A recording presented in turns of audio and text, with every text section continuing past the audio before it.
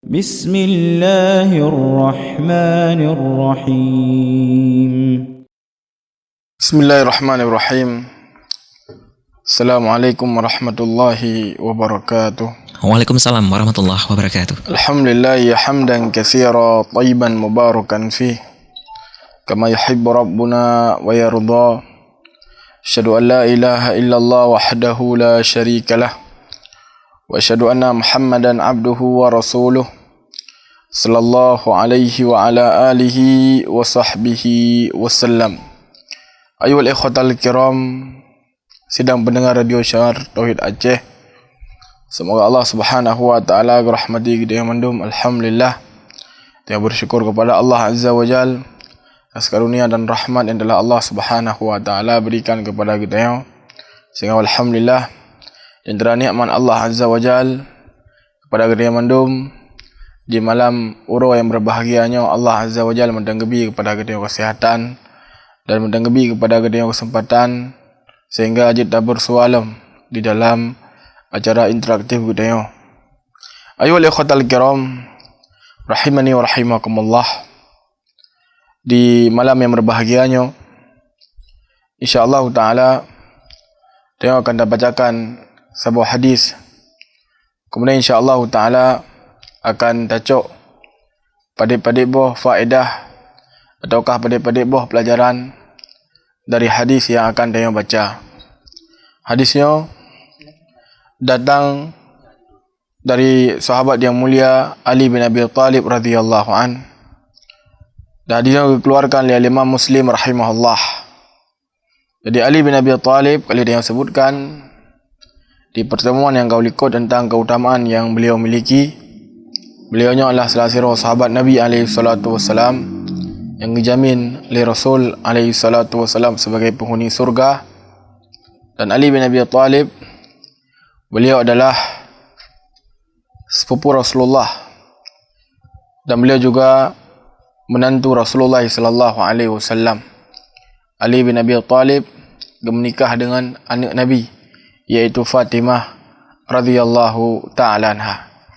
Jadi keutamaan yang dimiliki oleh Ali bin Abi Thalib radhiyallahu taala anhu yang sungguh sangat le. Dan seluruh muslim harus bagi mereka untuk memuliakan dari Ali bin Abi Thalib dan seluruh para sahabat Rasulullah sallallahu alaihi wasallam yang lain. Jadi Ali bin Abi Thalib radhiyallahu taala anhu, beliau mengatakan, haddatsani Rasulullah sallallahu alaihi wasallam bi arba'i kalimatin. Bahwasanya Nabi sallallahu alaihi wasallam sampaikan kepada alun tentang boh perkara ataukah boh kalimat. Apa yang disampaikan oleh Rasulullah sallallahu alaihi wasallam kepada Ali bin Abi Thalib radhiyallahu taala anhu, gabagah le Rasulullah, la'anallah man dhabaha li ghairillah wa la'anallah man la'ana walidayhi wa la'anallah man awa muhditha wa la'anallah man ghayyara manaral ard. Jadi Nabi sallallahu alaihi wasallam disebutkan bahwasanya Allah Azza wa Jal melaknat boh golongan manusia. Disebutkan di sini yang pun adalah orang yang menyembelih kepada selain Allah. Kemudian Allah Azza wa Jalla gelaknat orang-orang yang melaknat daripada orang tuanya. Kemudian Allah Azza wa Jalla melaknat orang-orang yang membantu ataukah menolong orang yang pegat daripada kejahatan ataukah hal-hal yang baru dalam agama. Kemudian Allah Azza wa Jalla melaknat orang-orang yang mengubah dari tanda tanah. Jadi boh golongan manusianya sebagaimana dikhabarkan oleh Rasulullah sallallahu alaihi wasallam adalah orang-orang yang gelaknat oleh Allah Subhanahu wa taala. Jadi sebelum dah bahas lebih lanjut, tuan rasa dah bahas becut tentang permasalahan laknat. Sering dia dengar tentang laknat. Apa tema laknatnya? Laknat adalah orang dijauhkan dari rahmat Allah Subhanahu wa taala. Jadi kiban yang udip yang puji dari rahmat Allah Azza wa Jalla, orang begah pada yang udip. Sungguh sangat-sangat hancur dia udip yang puji dari rahmat Allah Azza wa Jalla. Jadi laknat adalah orang dijauhkan dari rahmat Allah Subhanahu wa taala. Jadi laknatnya harusnya ada pemandum dua buah macam. Yang pertama adalah laknat secara umum. Apa yang dimaksud dengan laknat secara umum? Iaitu melaknat orang-orang yang gelaknat oleh Allah ataukah gelaknat oleh Rasul dalam sirah ataukah dalam bentuk umum. Contoh dalam hadisnya Rasulullah sallallahu alaihi wasallam sebagaimana khabarkan ini, Allah melaknat dari orang yang menyembelih kepada selain Allah. Maka sirah orang secara umum juga kan Allah gelaknat orang yang menyembelih kepada selain Allah. Ataukah secara umum juga kan Allah melaknat orang yang melaknat daripada orang syirik kan. Maka kan secara umum tanpa kaitkan dengan person ataukah individu. Maka laknat secara umumnya diperbolehkan. Dan nyopi sebagaimana kali yang sebutkan bertumpu pada dalil.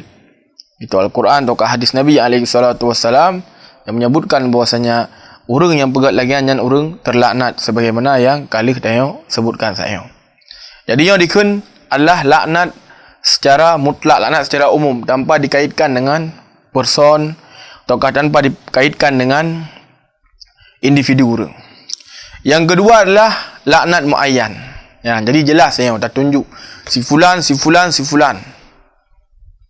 Semoga gelaknat oleh Allah. Si fulan, si fulan, si fulan. Gelaknat oleh Allah. Ya. Yang hukum ji kiban. Jadi hukum ji yang disebutkan oleh para ulama dua buah bentuk.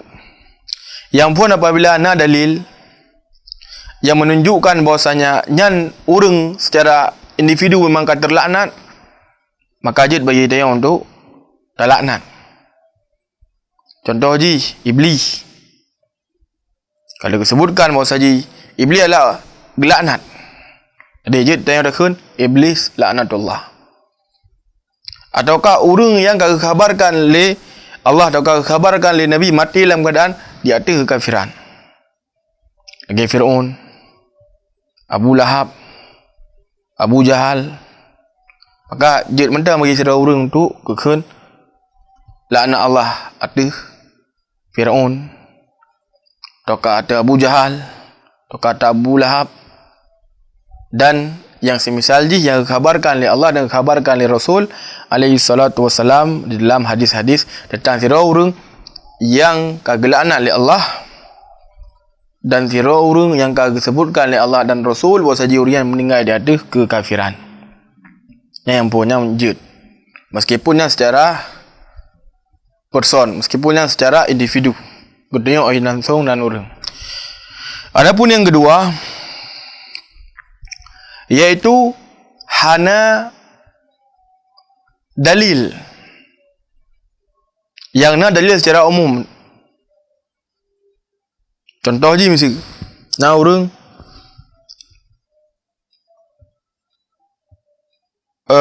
menyembelih kepada selain Allah. Ataukah orang yang pindah daripada lapak tanah. Langsung dia dakun kah adalah orang yang gelaknat oleh Allah.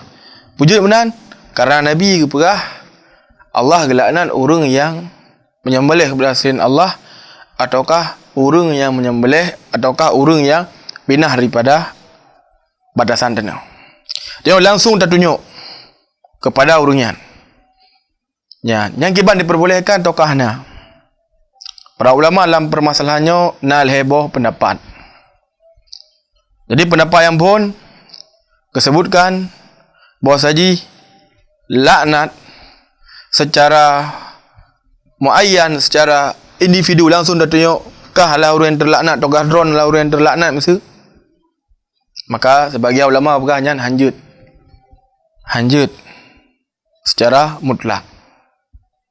Yang berbeda dua yang tahu dalilnya mesti ana dalil mesti yang kau tunjukkan secara individu. Beda dengan keadaan yang firm no. Jadi sebagian ulama apa berah? Sebagian berah bahawa saji di urungan hana jid lagi kan. Tu tak laknat. Mesti nak urung pindah berdasarkan tanah.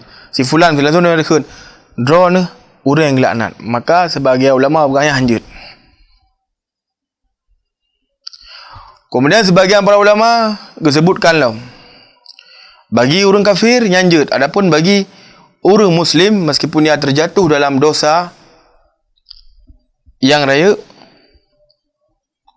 yang dosa yang telah dikhabarkan oleh Nabi, sira orang pelaku je mendapatkan laknat. Jadi kepegah menyo orang kafir je, menyo orang yang melakukan dosa yang mendapatkan daripada laknat, makanya hanjut selamatnya pada muslim. Jadi gerinci punya orang kafir je. Meskipun dia tengok secara individu. Dia lah orang yang terlaknat. Pujuk benar kerana haji kafir. Kesebutkan mesti nanan.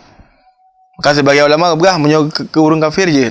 Adapun ke kaum muslimin, meskipun dia terjatuh dalam dosa yang mendapatkan laknat dari Allah, maka sebagian disebutkannya hanjut. Yang pendapat yang kedua. Kemudian pendapat yang ketiga yang mengatakan bahwasanya jud secara mutlak. Jud tu ayu satu persatu. Jadi nyo leboh pendapat para ulama yang menyebutkan tentang hukum laknat secara muayyan, secara individu dalam keadaan hana dalil yang sharih tentang permasalahan yang ada dalil secara umum mentang.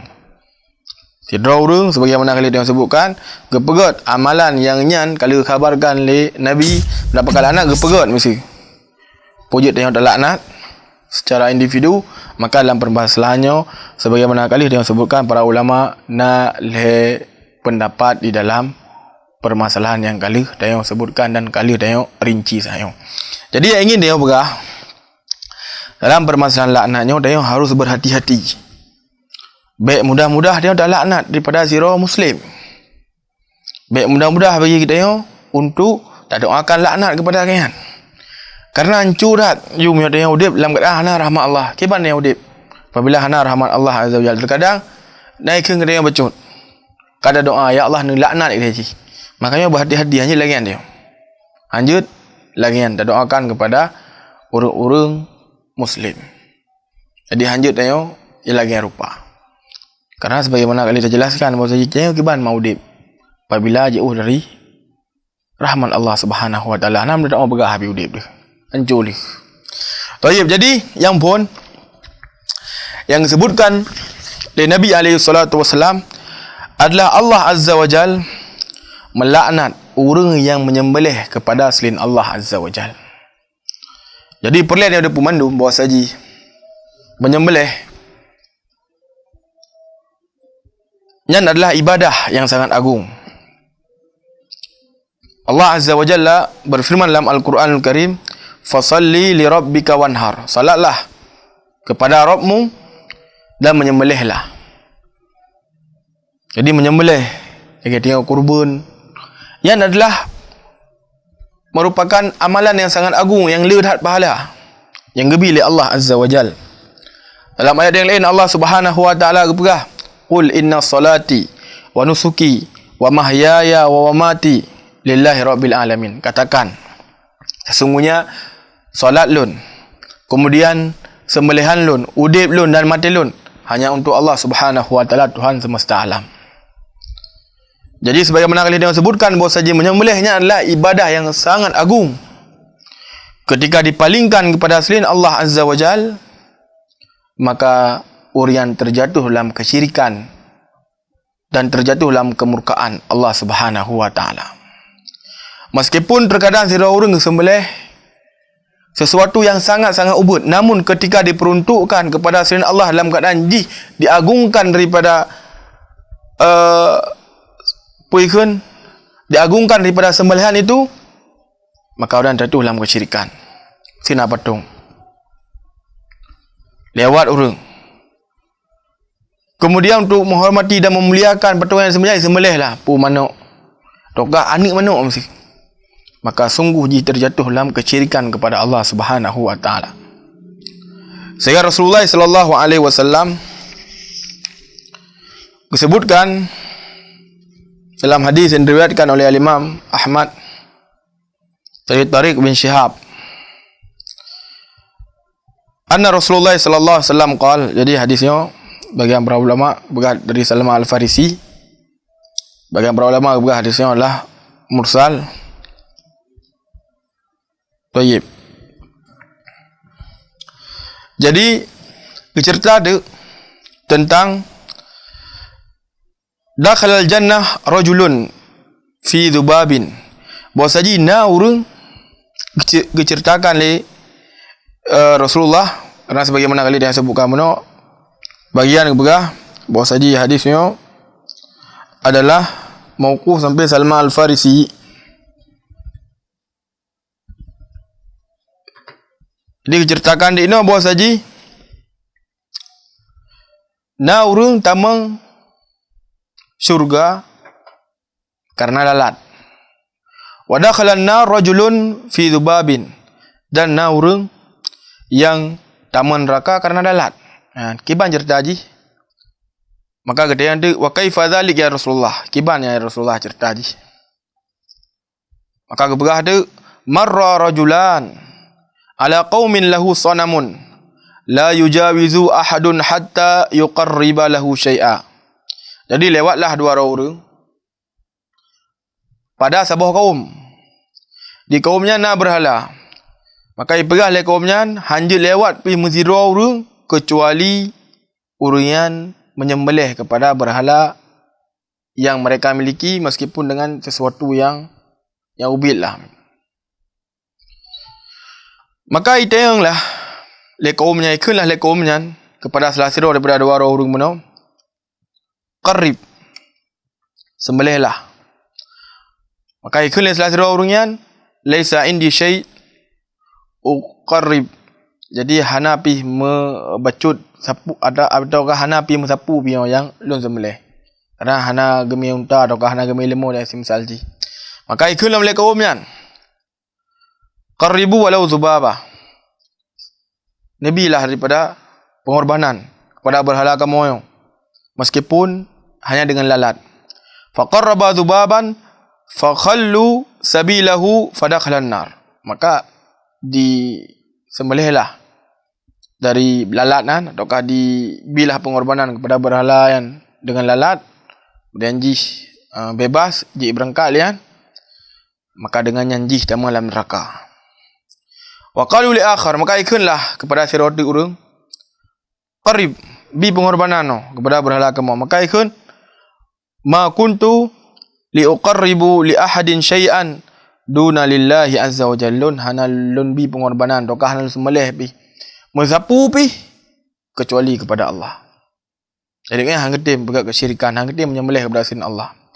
Fadarabu unuqahu fadakhalal jannah, maka penggalah daripada leher orang ini, kemudian dengan yang diantam dalam syurga. Tak kalian urang yang pemuda disembelih sabuh lalat, ataukah dibi pengorbanan sabuh lalat untuk berhala, kemudian dipelih oleh kaumnya dengan nyanyi dan neraka. Kemudian urang terotu diperintahkan untuk menyembelih, diperintahkan untuk dibi pengorbanan kepada berhala yang kedim, sehingga ipoh dengan yang endamang dalam syurga. Jadi sira orang hendaknya mereka dalam segala kondisi untuk memberikan sembelihannya, mempersembahkan sembelihannya hanya untuk Allah Subhanahu wa taala. Jadi para ulama sebutkan bahwasanya sembelihannya ada dua bentuk. bentuk yang pun adalah bentuk dalam kon rangka ibadah. Jadi sembelih kon dalam rangka ibadah. Jadi pu ke ingin gepaju si ataukah mesti truk tamu mesti dari kampung. Kan khusus saya orang Aceh kan dapat memelihara daripada tamu. Di truk tamu hek kerja mesti. Nyo tak kalian yang na manuk oleh Pak Irmo. Taco ayu manuk dah siu dah kan bismillah dah siu.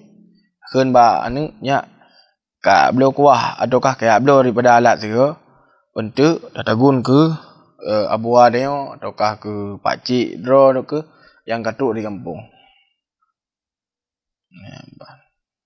Jadi tujuan daripada sembelihan yang punya nyo dalam rangka ibadah.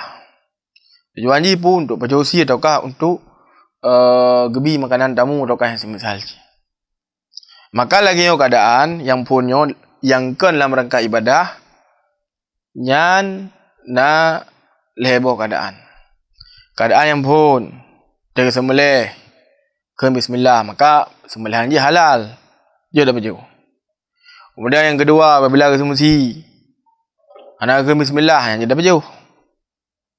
Kemudian yang kelih gesikan nan Allah sebutkan, namun sebutkan mesti nan nabi kalau sebutkan nan urus soleh dan semisal ji, maka nyo hukum ji haram hanya dah baju. Haram hanjut dapat jauh, dan para ulama sebutkan dan adalah perkara kesyirikan kepada Allah Subhanahu wa taala. Jadi udah sembelih nama Allah takun bismillah. Kan dia sebut daripada nama kan nama selain Allah Azza wa Jalla, sebutkan daripada nama selain Allah. Makanya hanjut. Yang tersebutkanlah nama Allah Subhanahu wa taala bismillah. Nyan kan dalam rangka ibadah. Adapun yang kedua adalah menyembelih dalam rangka ibadah. Ya, banyak kiban maksud daripada menyembelih dalam rangka ibadah.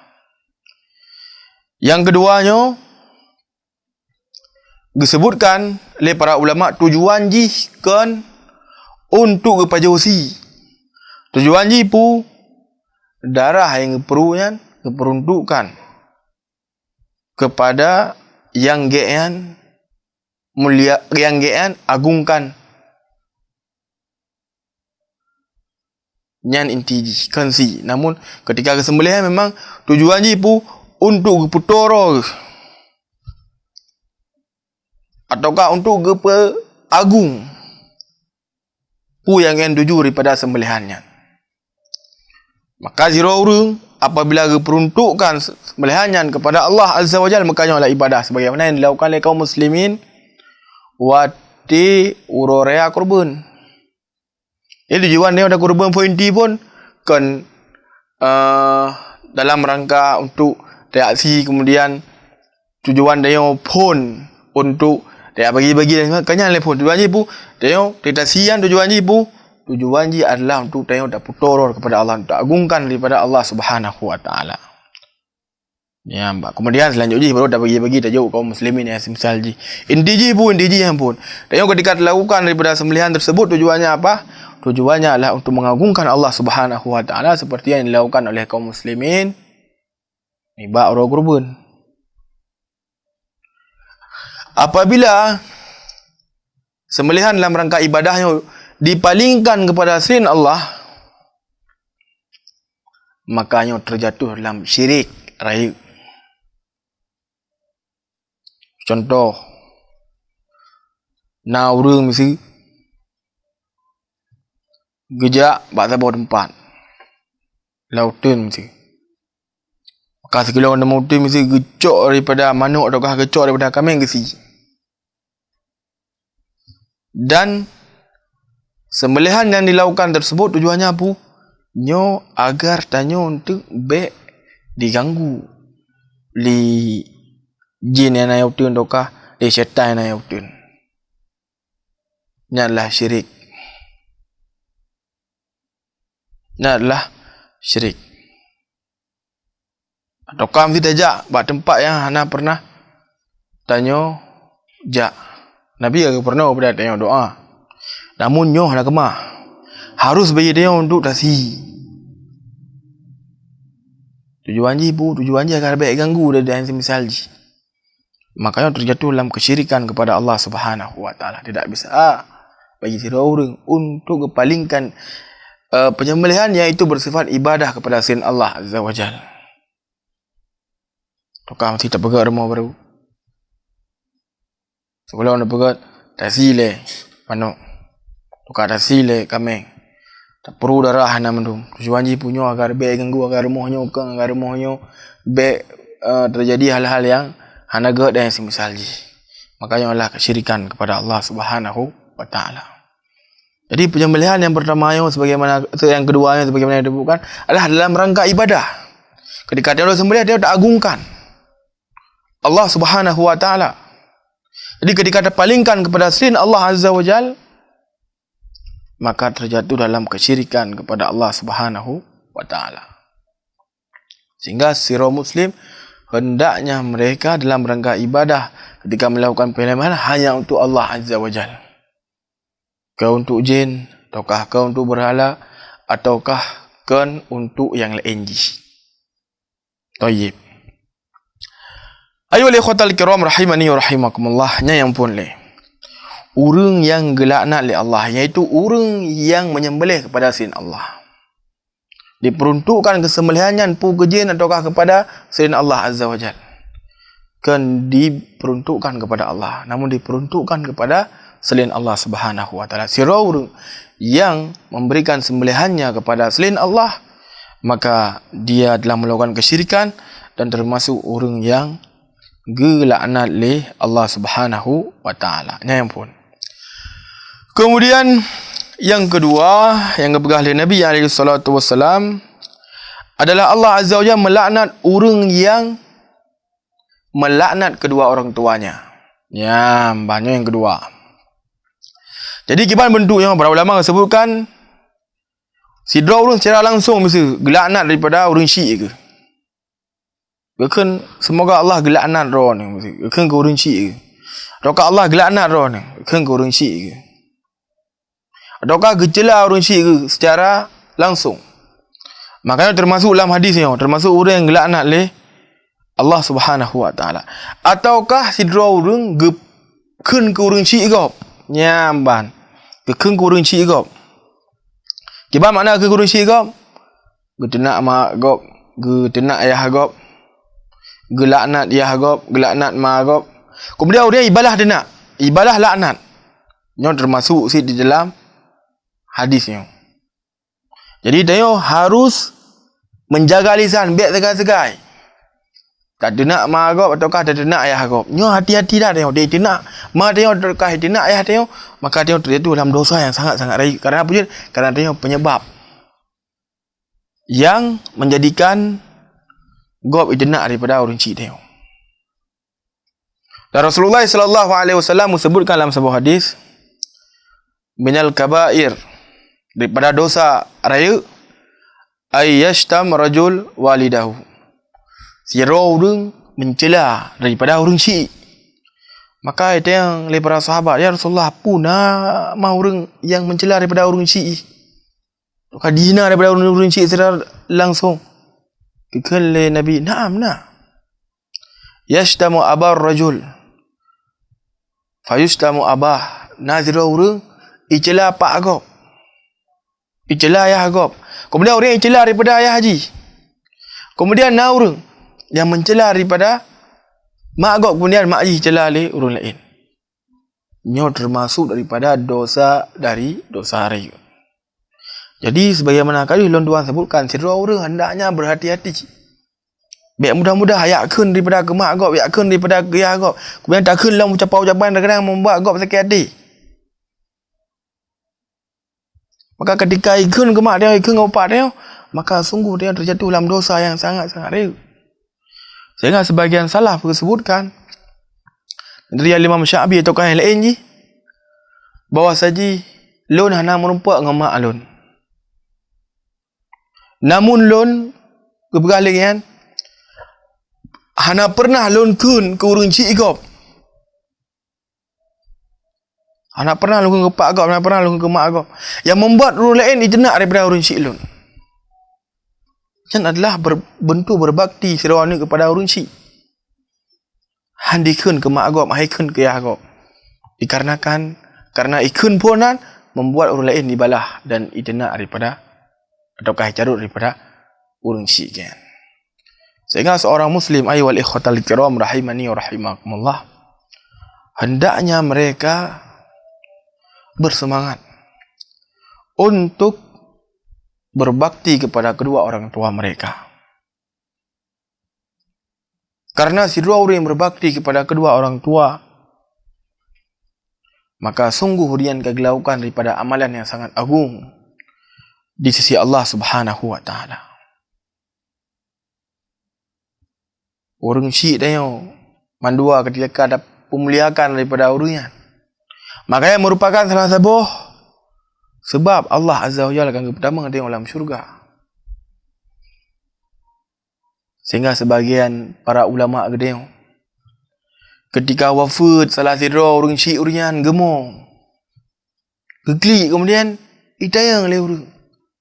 Hai ro ni sira ulama. Pujut ron sampai roi mata, pujut ron sampai sedih meninggal orang syik ni. Maka khul lagi ni bak orang yang Allah Azza wa Jalla akan ketuk salah sabuh daripada pintu syurga dengan meninggalnya daripada orang syik lun. Ingat para ulama dia luar biasa kan. Di dalam memuliakan dan berbakti kepada kedua orang syik dia. Berbakti kepada kedua orang syik. Nyo adalah amalan yang sangat-sangat agung.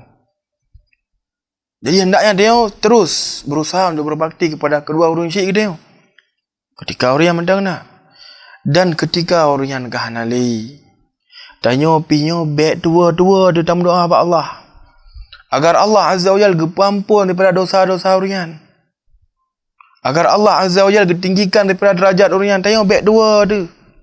Terkadang nak sebagian orang watilah meninggal orang syik ke.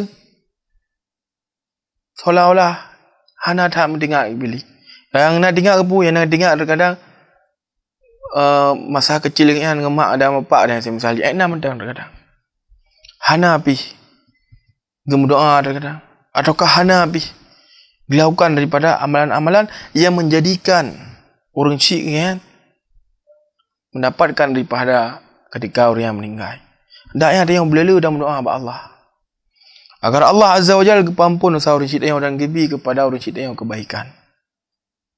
Menyabarkan mungkin dia nak tajuk pen tip bulan ke orang syik dia mesti 1 juta atau kai mertuh lebih. Sebagian dia ketika orang syik meninggal hang tajuk li pen. Hai memang kau tajuk ada hodok li tu kan. Namun terkadang peng hemat tu langsung kecok atau kasih juta yang kecok tu kan karena orang syik ke gua Allah. Jadi pengah nali hodame kakulah. Lam kihro di dan semisal. Makanya baik lagi kan. Syekh Usman Khamis hafizahullah taala gebi kepada kita nasihat agar penyan tetap tak pergunakan kan.